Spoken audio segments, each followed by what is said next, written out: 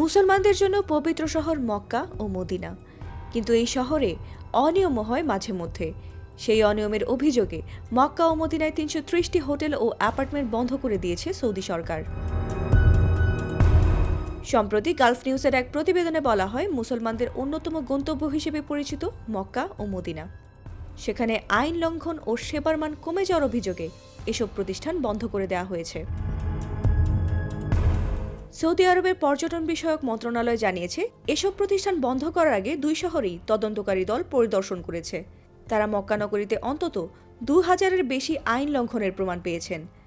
এছাড়া ২৮০ প্রতিষ্ঠান লাইসেন্স পাওয়ার আগেই কার্যক্রম শুরু করেছে, সেগুলোর বিরুদ্ধে ব্যবস্থা নেওয়া হয়েছে।